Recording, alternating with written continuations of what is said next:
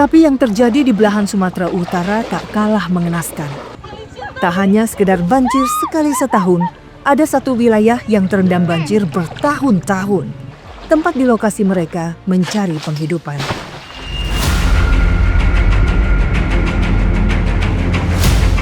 Kabupaten Asahan yang berada di dataran rendah beriklim tropis menjadi salah satu wilayah penghasil kelapa sawit terbesar di Sumatera Utara. Tetapi ada ironi yang sering menimpa para petani di sini.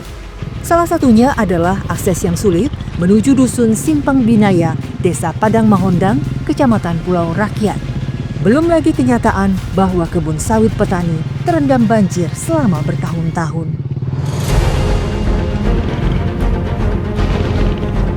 Sebenarnya kalau dilihat dari jaraknya, dari Dusun 10 tempat kami mengawali perjalanan menuju ke dusun paling ujung ini, Dusun 12, itu tidak begitu jauh, hanya sekitar 4 km. Namun kondisi jalannya parah sekali. Lumpur yang menghalau kami seringkali membuat perjalanan terhambat. Tak terbayang jika masyarakat harus menjual hasil kebun mereka melalui jalur setapak seperti ini.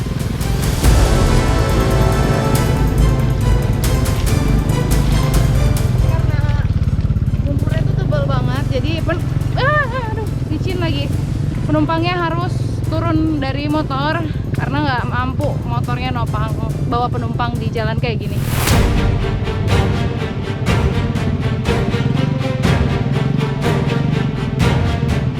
Menempuh 2 jam perjalanan yang sangat melelahkan, akhirnya kami tiba di Dusun 12 Desa Padang Mahondang.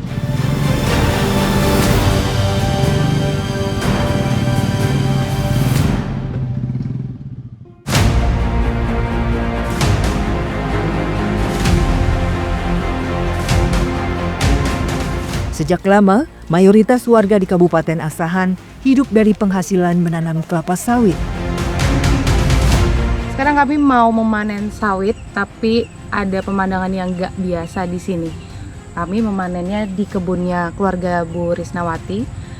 Di sini ada air yang tergenang seperti di rawa. Padahal ini bukan rawa, ini lahan kering mulanya. Tapi sudah selama 5 tahun terakhir, kata Ibu Risnawati, kata Bapak juga ya Pak, banjir seperti ini gitu.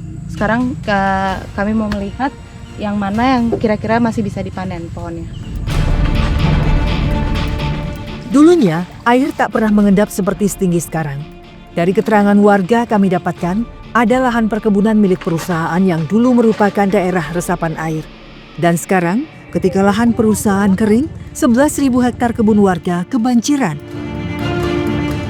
Dampaknya mencapai 4 desa yang berbeda kecamatan di Kabupaten Asahan.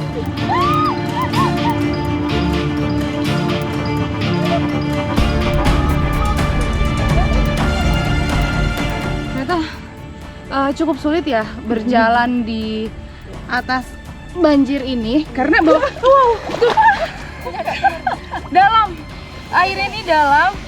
Jadi sebenarnya di bawah saya tuh berjalan di atas kayu gitu, meraba. Kalau enggak tanahnya tuh tanah gambut, jadi jeblos gitu. Hati-hati banget kami tuh saat melangkah. Susah banget jadinya datang ke pohon sawit yang ada di sana.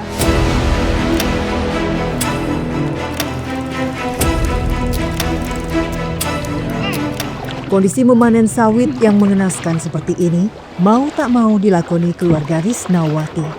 Masyarakat mengaku pernah melakukan bermacam upaya, namun hingga kini tak ada solusi yang berarti. Keluarga Krisnawati masih bersyukur karena bisa memanen buah sawit. Meski tentunya kondisi ini sangat jauh dari harapan. Tetapi di luar itu, ada banyak petani sawit lain yang bahkan tak mampu memanen sawit karena kondisi air yang lebih dalam. Biasanya kalau panen sawit itu ada yang namanya brondolan atau buah sawit yang keluar dari tandannya.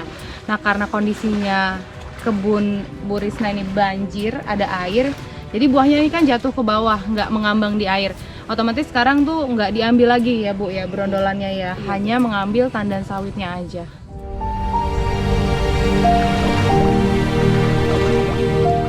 Nah, kalau sekarang mungkin Ibu panen sawit ini hasilnya gimana kalau dibandingkan dulu? Lebih bagus yang dulu. Hmm. Karena kok sekarang mau ngambil 100 kilo aja pun udah payah. Hmm. Kok dulu kami masih bisa 1 ton, 2 ton, 3 ton. Masih bisa, masih dapat. Kok sekarang kami udah nggak bisa lagi. Oke. Sebenarnya apa sih Bu yang paling diinginkan ya Bu sama warga sini gitu, sama Ibu yang terdampak dari adanya banjir ini? Ya mungkin yang kami inginkan gimana gitu supaya lahan ini bisa kering. Jadi kami pun bisa, lagi pun hasilnya pun bisa lebih meningkat.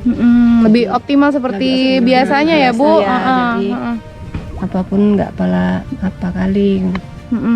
Jadi nggak perlu nih susah-susah untuk menjangkau satu pohon ke pohon lainnya seperti ini gitu ya Bu ya. Tak bisa dipungkiri, perlahan para petani di sini akan kehilangan sumber penghasilan mereka jika permasalahan isu lingkungan seperti ini tak kunjung dituntaskan. Mulanya gimana sih Pak bisa ada banjir di lahan Bapak? Banyak info lah yang saya dapat bahwa di bawah itu ada sebuah perusahaan yang membuat benteng atau tanggul. Tanggul. Sehingga air yang dari sini itu tertahan ya. Tertahan. Jadi air yang semulanya dari hulu ke hilir sekarang balik lagi ke hulu. Dulu pernah berupaya datang ke sana dengan membawa sebagian masyarakat, antara masyarakat Desa Bangun dan Desa Permondang. Juga di situ ada ikut perwakilan dari anggota dewan. Dan di sana sempat sih terjadi kericuan juga kan. Jadi dilerai, kemudian dimediasi, tapi sekarang hasilnya pun nggak kelihatan. Sampai di situ Bapak menyerah atau masih ingin terus berjuang gitu Pak? Apa yang sebenarnya Bapak dan masyarakat sini inginkan gitu? Ya jelas kami ingin lahan kami kembali seperti dulu, kering, bisa diusahain. Nggak seperti sekarang ini. Kita pun bingung mau usaha apa lagi, karena nggak tahu lagi harus berbuat apa gitu.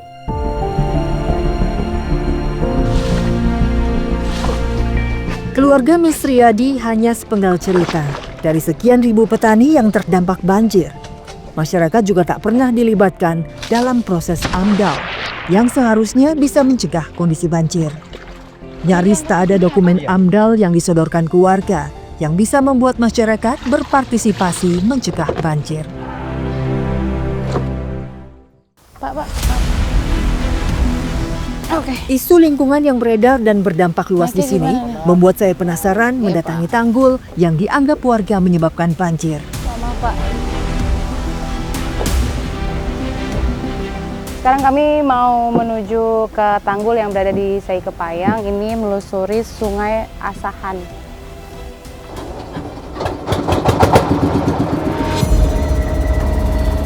Kami menempuh perjalanan via sungai yang memakan waktu kurang lebih 3 jam. Aliran Sungai Asahan ini berlabuh ke arah Laut Tanjung Balai atau Selat Malaga.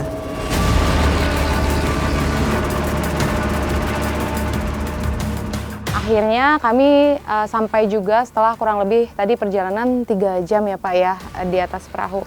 Pak, kalau dari yang saya dengar cerita-cerita di sini, justru pihak pemerintah ini kan mengklaim bencana alam katanya Pak. Itu gimana sih Bapak mendengar itu gitu? Waduh, saya kira inilah ya orang-orang suka pintar amat gitu melintir kata-kata. Kalau saya selaku masyarakat sederhana saja. Sederhananya gini, kalau ini dampaknya ini banjir karena benteng ini 100%. Kenapa? Tim ahli kami itu ada. Yang menurut saya yang paling ahli itu alam. Bahwa benteng ini pernah pecah, secara alam pecah, lalu lahan kami kering. Nah itu jawabannya.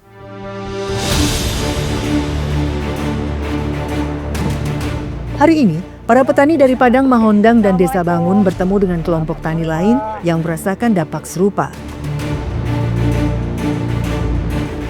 Pasalnya, Tak hanya kebun kelapa sawit yang juga terbanjiri, para petani padi dan sayuran bahkan tak lagi berproduksi karena wilayahnya diterjang banjir.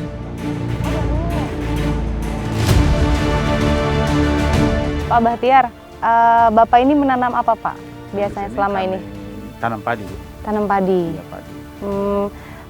Dulu seperti apa kondisinya dan sekarang seperti apa? Di tahun 2016, Bu, ini bisa kami tanam jagung, padi, ya. Palawija lah untuk kebutuhan petani. Tapi sekarang udah nggak bisa lagi karena memang kita tanam padi pun dalam keadaan seperti ini, air, Bu. Pondok-pondok ini kan sudah hampir tenggelam semua di pangkal air. Dan kemungkinan ya memang sementara ini nggak bisa ada lagi beladang, contohnya padi, Bu. Gitu. Ada yang bagus, ada yang mati, ada yang terendam, udah nggak mampu lagi lah. Ya kalau saya harap pada Bapak Presiden Republik Indonesia yang saat ini, mohonlah kiranya diperhatikan kepada masyarakat yang ingin untuk cetak sawah di Indonesia ini.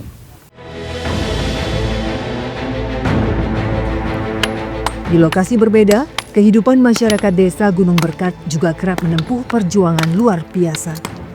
Para ibu di sini memiliki keseharian memecah batu sungai menjadi batu kerikil atau batu split. Desa yang memiliki ketinggian 500 meter di atas permukaan laut ini dikelilingi oleh anak sungai Sugapa dengan aliran air yang tenang. Disinilah lokasi ibu-ibu mencari penghasilan tambahan harian mereka. Ternyata ini tuh nggak segampang kelihatannya ketika memecahkan batu, apalagi kami di sini nggak ada yang pakai alat keselamatan gitu. Jadi ketika batunya pecah terus nggak menutup kemungkinan akan memercik juga gitu. Jadi harus berhati-hati supaya nggak masuk ke mata. Sebenarnya ini pekerjaan berat ya Bu, pekerjaan laki-laki seperti ini ya Bu. Tapi di sini juga dilakukan oleh sebagian ibu-ibu. Ya, hanya berbekal palu saja para ibu melakoni pekerjaannya. Beresiko, namun mereka tak memiliki pilihan. Ya, sebagai perempuan yang tinggal termasuk di tempat pedalaman, yang ekonominya termasuk rendah seperti kami ini, kami terpaksa memecahkan batu seperti ini supaya membantu perekonomian suami kami dan membantu anak-anak untuk sekolah lah. Gitu. Emang ini dapatnya berapa Bu kalau misalkan dijual gitu? Kalau dijual satu karung itu dapat 35.000, tapi tak tentu. Kadang kalau barangnya basah, kita kadang dihargai 25.000. Kalau bisa pemerintah setempat berkunjunglah ke tempat kami ini, ya tepatnya di Pargambiran, Desa Gunung Berkat. Berkunjung ke tempat kami ini, lihatlah keadaan warga-warganya seperti apa. Tolonglah dibetulkan infrastruktur untuk ke desa kami, supaya kami juga lebih mudah mengakses ke kota.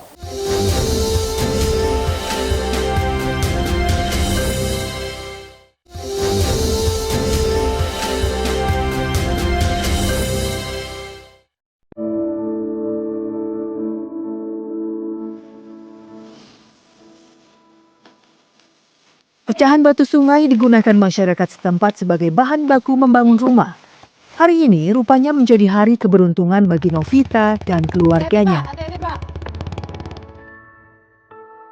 Meski pengepul tak muncul, namun mereka masih bisa menjual hasil kepada tetangganya yang sedang memperbaiki rumah. Ini ada batu, Bu. 4 karung hasil memecah batu dihargai Rp100.000. Jumlah yang terbilang besar, namun sungguh tak sepadan dengan upaya yang terbilang berat. Lantas, sampai kapan masyarakat harus berdiri sendiri dan memecahkan sendiri masalahnya? Ya. Makasih ya Bu.